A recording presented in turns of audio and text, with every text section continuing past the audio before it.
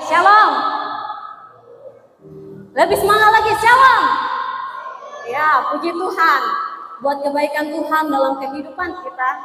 Pada hari ini kita dapat kembali bersama-sama untuk beribadah pada pagi hari ini untuk mendengarkan kebenaran firman Tuhan, memuji muliakan nama Tuhan.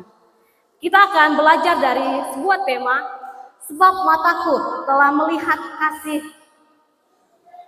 Di dalam 1 Yohanes pasal 4 ayat 9 sampai yang ke-10.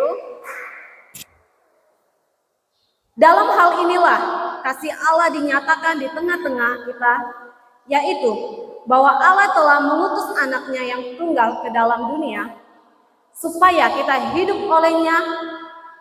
Bukan kita yang telah mengasihi Allah, tetapi Allah yang telah mengasihi kita dan yang telah mengutus anaknya sebagai pendamai bagi dosa-dosa kita.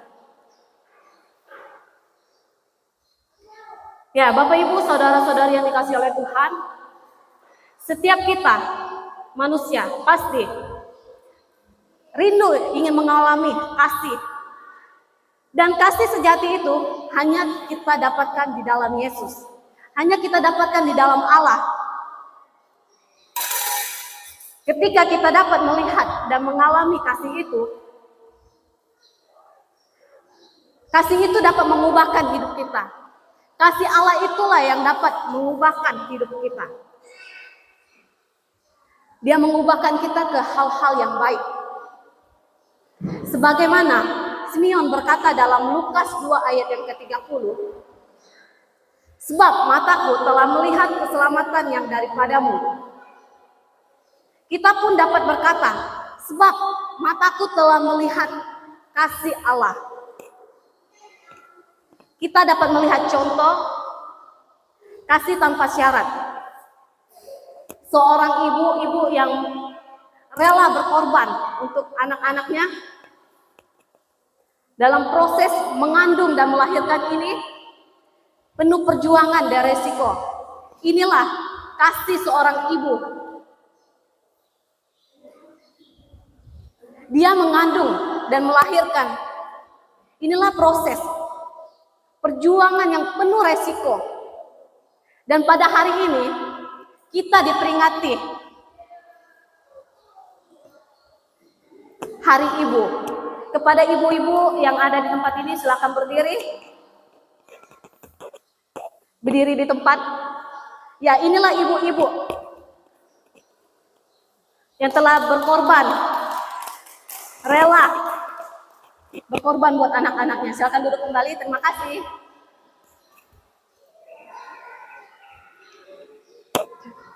Bapak Ibu saudara-saudari yang dikasihi oleh Tuhan, kita seringkali menjadi konsep, kasih ini seringkali menjadi konsep di mana kita sering mendengarkan kasih. Tetapi dalam 1 Yohanes pasal yang ke-4 ayat 9 sampai 10, kita diajak untuk melihat dan mengalami kasih Allah yang sejati. Kasih Allah ini bukan hanya kata-kata, tetapi ia memberikan sebuah tindakan nyata, mengubah hidup kita. Jadi Bapak Ibu saudara-saudari yang dikasihi oleh Tuhan, Rasul Yohanes yang dikenal sebagai murid yang dikasihi Yesus, Yohanes menulis surat ini kepada komunitas Kristen untuk menguatkan iman mereka dan mengingatkan tentang kasih Allah. Kasih Allah yang sempurna.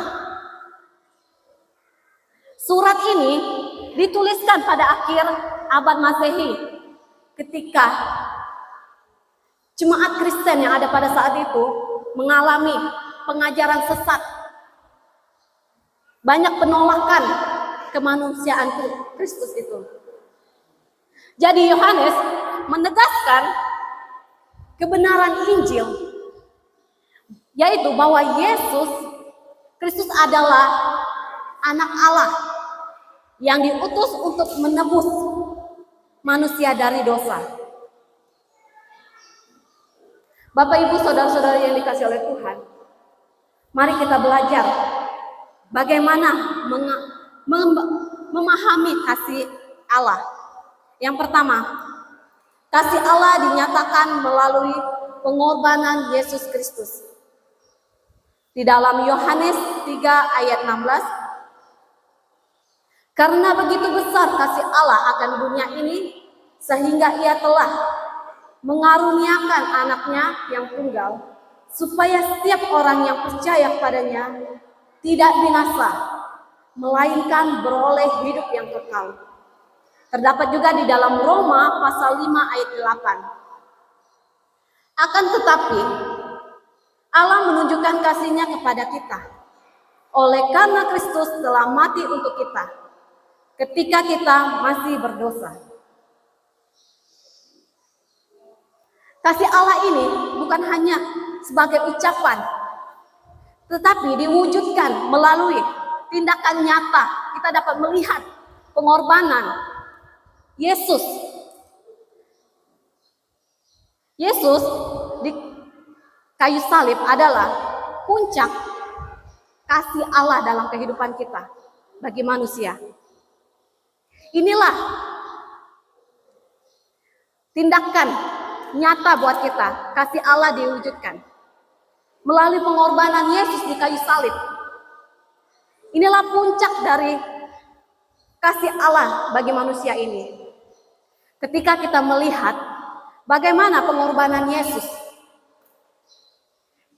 kita melihat kasih Allah secara nyata. Kasih-Nya bukan hanya untuk orang-orang yang baik, melainkan untuk semua orang, baik manusia yang berdosa.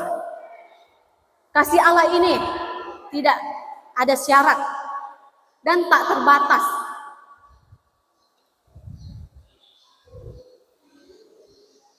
Jadi, Bapak, Ibu, saudara-saudari yang dikasihi oleh Tuhan,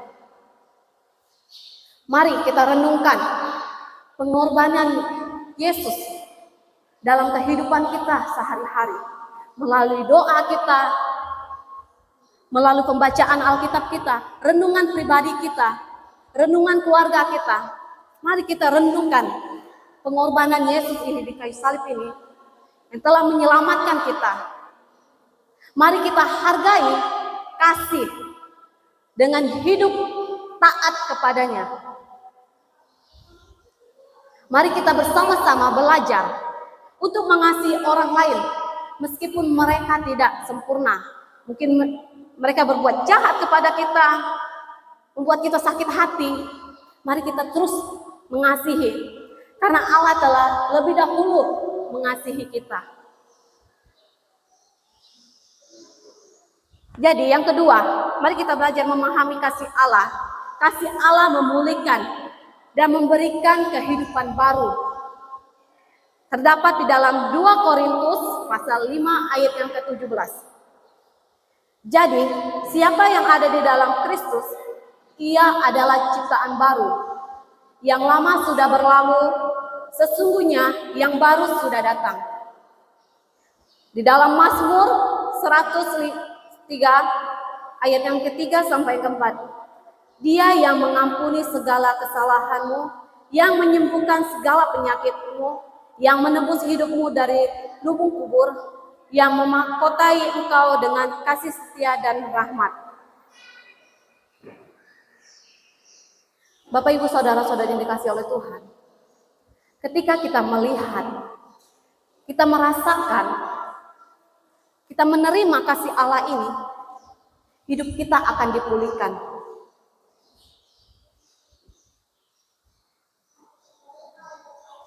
Kasih-Nya bukan hanya mengampuni dosa-dosa kita. Kasih-Nya juga memperbaharui hidup kita. Seperti seorang anak yang dipeluk oleh ayahnya setelah tersesat. Demikian pula kita. Allah memeluk kita dengan penuh kasih.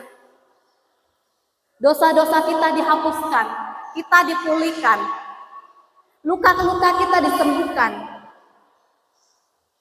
Dan kita menjadi ciptaan yang baru. Mari kita terus merenungkan kasih ini dalam kehidupan kita. Jika kita merasa jauh dari Allah, mari kita kembali. Mari kita berbalik kepadanya, karena kasih-Nya itu tidak pernah meninggalkan kita. Biarlah kasih Allah menyembuhkan luka-luka kita, luka-luka batin kita, dan memulihkan hubungan yang rusak. Mari kita terus bersyukur setiap hari atas kesempatan hidup yang baru yang Allah berikan untuk kita. Mari terus kita mengalami kasih Allah ini dalam kehidupan kita dengan hidup benar di dalam Tuhan. Bapak, Ibu, saudara-saudari yang dikasihi oleh Tuhan, mari kita belajar bagaimana memahami kasih Allah. Yang ketiga, kasih Allah menuntun kita untuk mengasihi sesama. Terdapat di dalam 1 Yohanes pasal 4 ayat 19, kita mengasihi karena Allah lebih dahulu mengasihi kita. Di dalam Matius pasal 22 ayat 37 sampai ke 39, kasihilah Tuhan Allahmu dengan segenap hatimu dan dengan segenap jiwamu dan dengan segenap akal budimu. Itulah hukum yang terutama dan yang pertama. Dan hukum yang kedua yang sama dengan itu ialah kasihilah sesamamu manusia seperti dirimu sendiri. Jelas sekali firman Tuhan ini berkata pada kita. Kita harus mengasihi karena Allah telah lebih dahulu mengasihi kita. Masa kita sebagai manusia tidak mau mengasihi sesama kita? Sedangkan Allah mau mengasihi kita meski kita sering berbuat salah. Dia tetap mengasihi kita, Dia mengubahkan hidup kita, memperbarui hidup kita. Mari kita sebagai manusia berbalik kembali kepada Allah.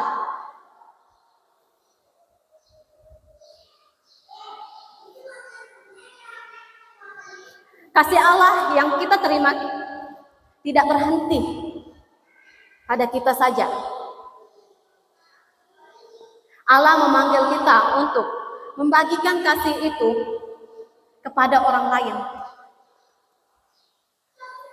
Kasih Allah harus diwujudkan dalam kehidupan kita bersama, baik dalam gereja, bermasyarakat, di dalam kantor, dalam pekerjaan kita dimanapun kita berada. Mari kita tunjukkan kasih ini dalam kehidupan kita.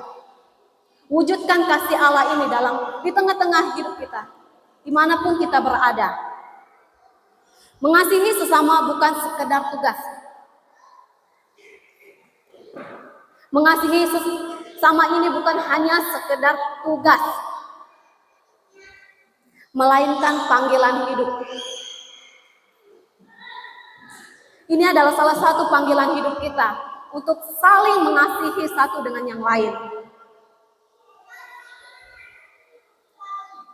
Seperti Allah yang mengasihi kita tanpa syarat, kita juga harus mengasihi sesama kita dengan tidak memandang latar belakang mereka, status sosial mereka, perbedaan yang ada.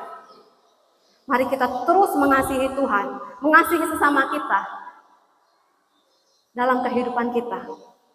Karena jelas sekali dalam 1 Yohanes 4 ayat 19 ini berkata, kita mengasihi karena Allah lebih dahulu mengasihi kita.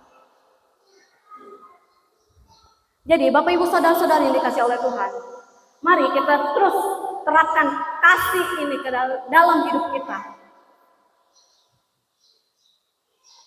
Mari kita terus mengasihi sesama kita. Jangan bilang, dia kan berbuat salah pada kami. Dia kan sudah jahat sama saya. Mari kita sama-sama belajar mengasihi sesama kita. Dari hal yang terkecil, mari kita Belajar bersama-sama untuk saling mengasihi satu dengan yang lain. Bapak Ibu saudara-saudari yang dikasihi oleh Tuhan, mari kita tunjukkan kasih kepada keluarga, teman, dan bahkan kepada orang lain. Orang-orang yang sulit kita kasihi. Mari kita terus mengasihi orang-orang di sekitar kita. Bantulah mereka yang membutuhkan tanpa mengharapkan imbalan. Mari kita bersama-sama belajar. Saya juga belajar untuk saling mengasihi sesama kita. Mari kita semua saling mengasihi. Mari kita jadi saluran berkat, saluran kasih Allah dalam komunitas kita, baik dalam gereja, tempat kita bekerja, baik dimanapun kita berada. Biarlah kasih ini tetap ada dalam kehidupan kita. Bapak Ibu Saudara yang dikasih oleh Tuhan, kesimpulan buat kita pada hari ini, ketika kita dapat berkata, mataku telah melihat kasih, maka kita telah memahami pengorbanannya, pemulihannya, dan dorongan untuk mengasihi sesama kita. Kasih Allah begitu nyata dan dapat dialami oleh siapa saja yang percaya kepadanya. Di dalam Lukas 2 ayat 30 mengingatkan kita bahwa Simeon telah melihat keselamatan melalui Yesus. Demikian pula kita dipanggil untuk melihat kasih Allah melalui Yesus Kristus, pengorbanan Yesus Kristus ini. Mari kita belajar memahami kasih Allah. Memahami kasih Allah yang dinyatakan melalui pengorbanan Yesus di kayu salib, yang memulihkan hidup kita. Inilah panggilan untuk kita untuk saling mengasihi satu dengan yang lain. Pertanyaannya untuk kita pada hari ini, sudahkah kita melihat dan mengalami kasih Allah dalam kehidupan kita masing-masing? Apakah kita bisa membagikan kasih ini kepada sesama kita? Bapak Ibu Saudara dapat menjawab dalam hati kita masing-masing. Biarlah kasih Kristus ini, kasih Allah ini kita terapkan dalam kehidupan kita. Mari kita berdoa. Bapa, kami bersyukur buat kebenaran firman Tuhan pada hari ini. Biarlah kami tetap untuk saling mengasihi satu dengan yang lain. Kami dapat mempraktekkan kasih ini dalam kehidupan kami. Hamba telah berhenti berbicara benar firman-Mu. Biarlah Roh Kudus terus menuntun hidup kami, supaya kami tetap mengasihi sesama kami.